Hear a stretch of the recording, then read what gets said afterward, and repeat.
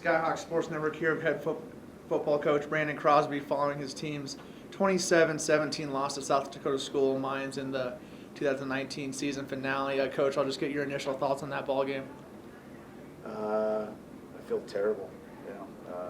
It's my job as a head coach to get these guys prepared, and that's what I told them after the game. I just brought them all up, made sure that they weren't pointing the finger at each other. They need to point the finger at me.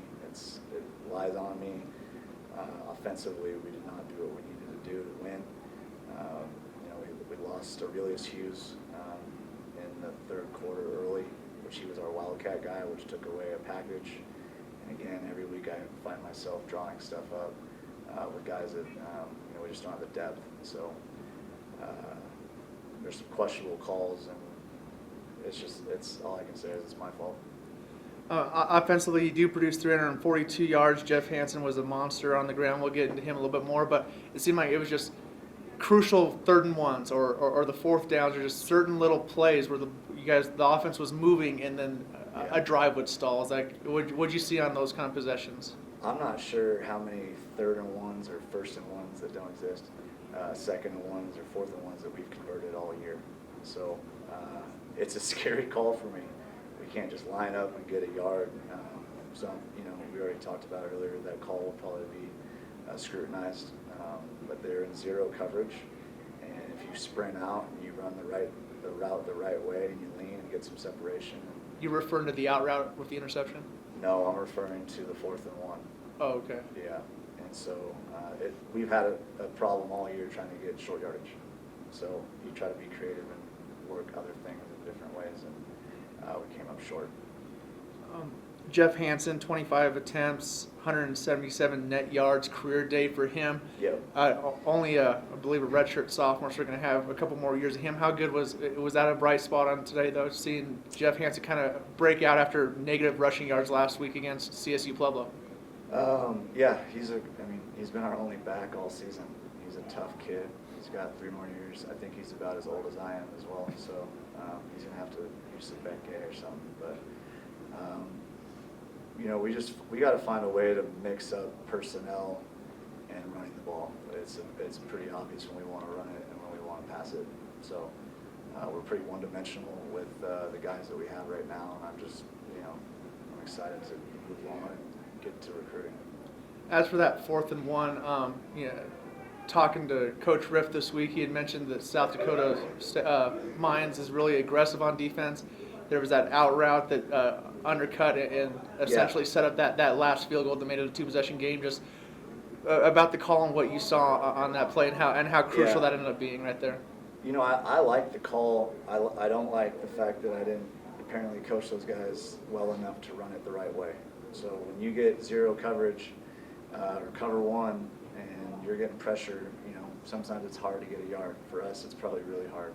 So I chose to sprint out. When you run versus man in any type of man route, you are supposed to lean into the guy, especially on an out route. Lean into him, get separation, and then work your way back to the quarterback. And that's not the way it looked from my quick view. And the ball was a little bit behind, and so we ended up with a really bad play. Zach Russell, 8 catches, 72 yards. That's back-to-back big weeks for him. He's kind of emerging as an emerging star at tight end for you. Just your thoughts on the game that Zach played and being able to have him moving forward into 2020 and beyond. Yeah, that guy just landed in our lap. He's an amazing player. He truly has next-level talent.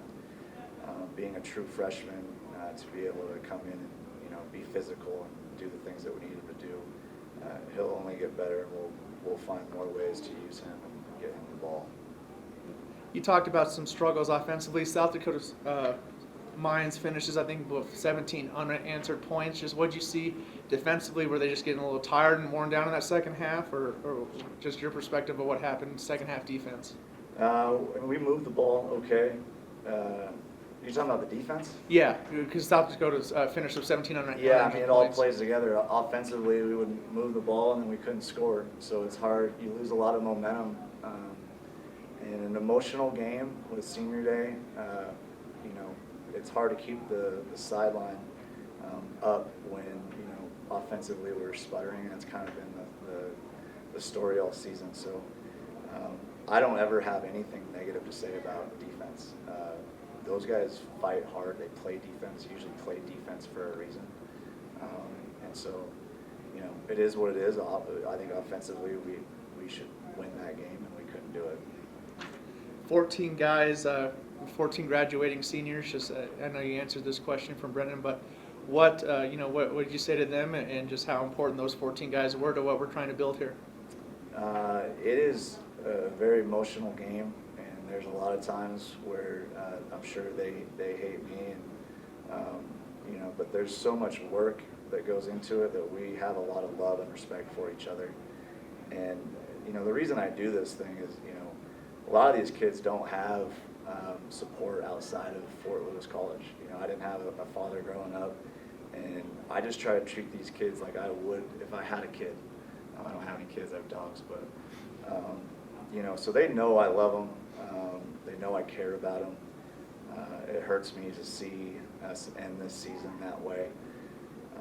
But we all have a lot of love for each other, and I will always be there for those guys for the remainder of their lives. If they ever need anything like that, and they know that. So it's just hard because it's my fault we lost the game.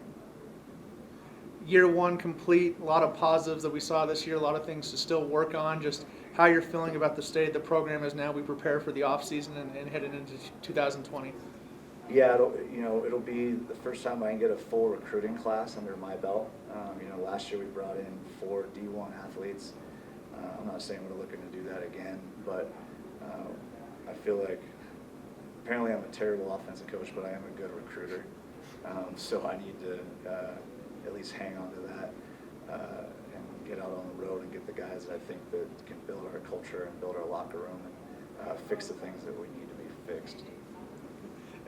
How do you feel about, you do have some good core pieces. We've touched on a couple of them in Hanson and Russell, and then the Helms brothers on the defensive side of the ball. Do you feel good about some of the pieces that we have moving into next year? Oh, yeah. We got some guys on the sideline that haven't played all year because of eligibility issues, so not a lot of people know that, but, we had 3 or 4 big running backs, and then we got down to 2, and then injuries and stuff like that. So building depth at a small school like this is hard. So we need to figure out how to build the program from freshmen and find a good pipeline for recruits for incoming freshmen and get them to redshirt so we can actually build a program and have a redshirt filled roster that guys that have been around and they know what we're looking for.